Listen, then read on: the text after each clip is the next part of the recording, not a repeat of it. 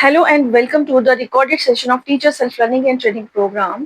Teachers, आज हम बात करने वाले हैं कि बहुत ही इंपॉर्टेंट स्किल की, और वो स्किल है क्वेश्चनिंग स्किल।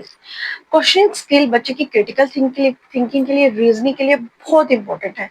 लेकिन मैं आपको एक बात बता दूं, क्वेश्चनिंग स्किल जो है वो आपके स्टूडेंट्स में बाय बर्थ ही है। जी हाँ, जब आपका जो स्टूडेंट आपके जब स्कूल जब आता है तो उसको क्वेश्चनिंग पुट करने की आदत होती है, लेकिन जाने अनजाने हम टीचर्स ही कई बार गलती कर बैठते हैं उनकी इस क्वेश्चन स्किल को कहीं ना कहीं रोक देते हैं या मार ही देते हैं कि वो क्वेश्चन पुट करना ही छोड़ देते हैं। आपने नोट किया होगा, छोटे बच्चे जो हैं, जो छोटे स्टूडेंट्स होते हैं, वहीं से वो क्वेश्चनिंग स्टार्ट कर देते हैं कि छोटे छोटे क्वेश्चन आपसे पुट करना शुरू कर देते हैं कि मैम इसको मैं कहाँ लिखूं, इसको मैं कैसे लिखूं, मैं कैरी को कहाँ रखूं, या मैं कितनी लाइंस में लिखूं, मैं क्वेश्चन कितनी लाइंस में लिखूं, मार्जिन में क्या लिखना है।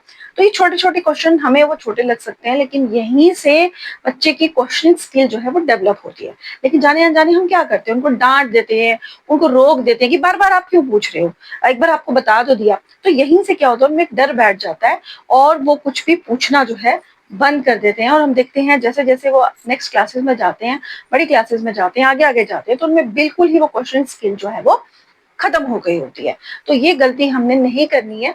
यहीं से हमने उनके क्वेश्चन जो वो पुट करें उनको रिफाइंड करना शुरू करना है, उनको सिखाना है कि और अच्छे ढंग से आप क्वेश्चनिंग किस तरह से कर सकते हो। लेकिन अगर आप ये गलती कर चुके हैं और आपके स्टूडेंट जो हैं वो आपकी क्लास में कोई भी क्वेश्चन पुट नहीं कर रहे, तो अब क्या किया जाए। तो उसके लिए मैं आपको कुछ टेक्निक्स जो है, कुछ ट्रिक्स जो है आपको बताने वाली हूँ। सबसे पहली ट्रिक है, आपने अपने माइंड में रखना है कि कोई भी क्वेश्चन सिली नहीं है। Related to class, related to subject, related to school अगर वो क्वेश्चन है तो उसको आपने सिली नहीं समझना है, उसको इस तरह से बेकार नहीं समझना है, उसका आंसर देने की कोशिश करनी है।